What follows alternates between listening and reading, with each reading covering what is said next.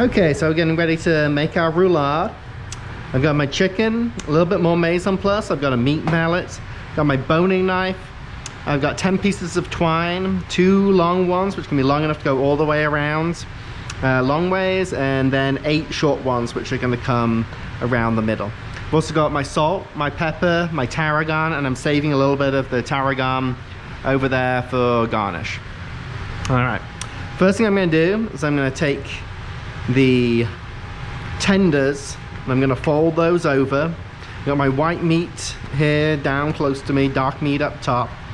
If there's any like really big bits of skin that you want to take off, you can remove those now. And now I need to wash my hands.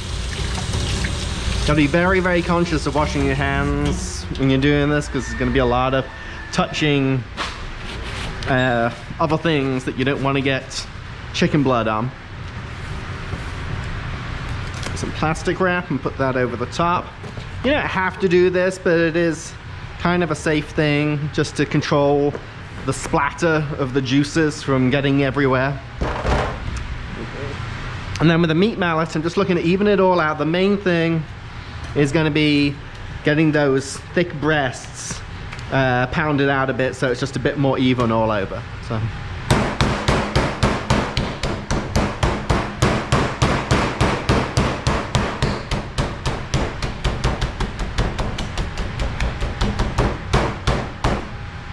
Okay.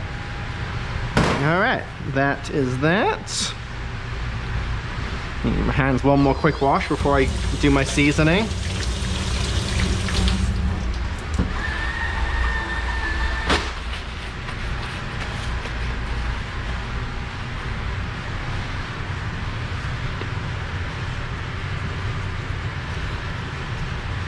This makes a roast chicken, which is quite different to a roast chicken if everything was still on the bones. That is kosher salt, by the way. That is pretty much the only salt that we use in cooking. In baking, we use iodized salt. And we have some coarse ground black pepper. And I don't like to mix the salt and the pepper together. Some chefs and cooks will do that. It's one thing if you're working a line station, but if you have the time to take time with this, it's really better to feel out. Usually it's about a 3 parts salt, 1 part pepper. Here's my tarragon.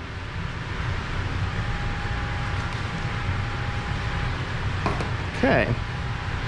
I'm gonna fold the dark meat 1/3 of the way over the white meat, fold the white meat over, and then give it a roll.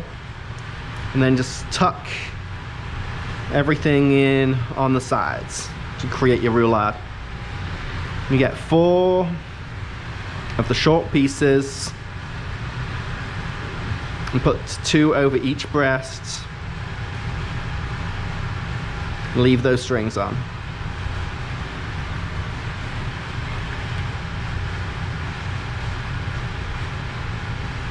Try to have the knots in a line if you can.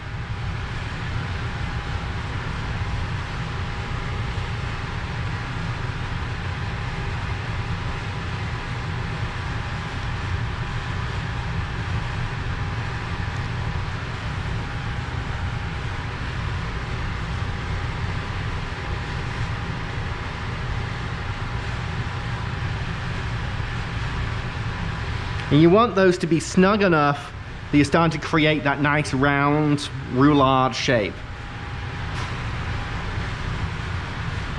Take that long one and jimmy it right in the middle.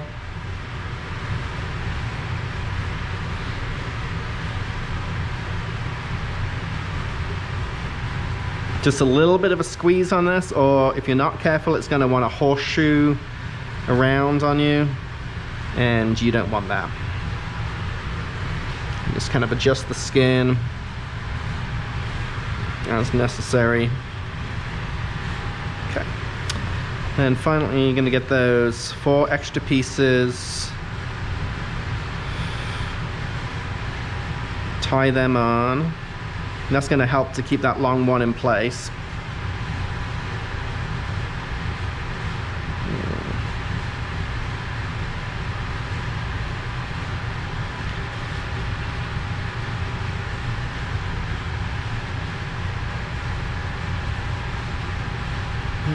Okay.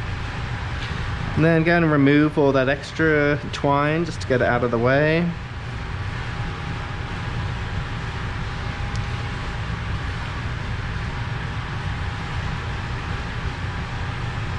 Yes, a bit of tarragon has got on the outside, that is fine. In fact, if you want to, you could save some of the tarragon to get on the outside. It's going to be mostly aesthetic because it's going to get cooked at a fairly high temperature, so you won't get much of the flavor that way. All right, I'm putting my second long one down on the board, in this case about an inch or so out, and I'm just going to roll the chicken carefully onto that. And then same thing, just a little pinch, and you'll probably have to go back and adjust this. You should get it right where you want it. Okay.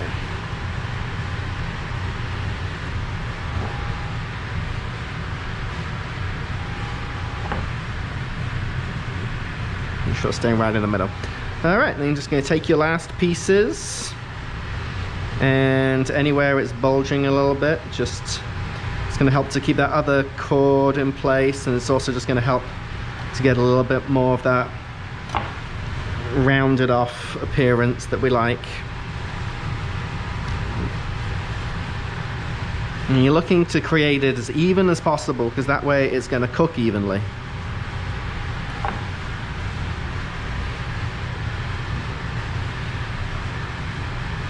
You don't want to have one end that's really chubby and the other end skinny, because then one end will be undercooked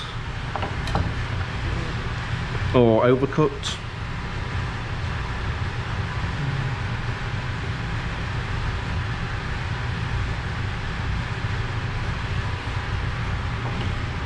Okay. All right. Your hands again.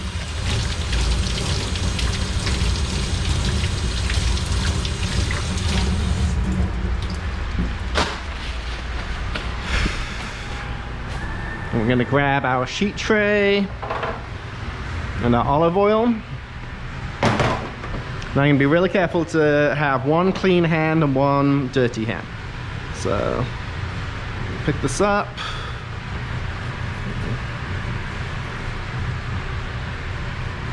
Season the bottom.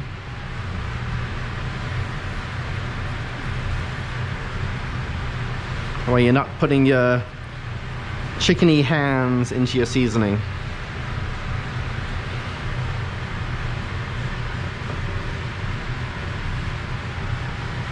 And finally, EVO.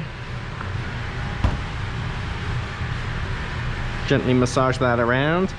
All right, and then that is ready to go into an oven. We're going to cook it at 425 degrees until we get to an internal temperature of 165. You can also do carryover cooking, as long as you're very careful to make sure that you do monitor the temperature. So if you cook it take it to around 155 to 160, it should carry over to 165, but make sure you temper it out and make sure that it does hit that 165 minimum internal cooking temperature for poultry.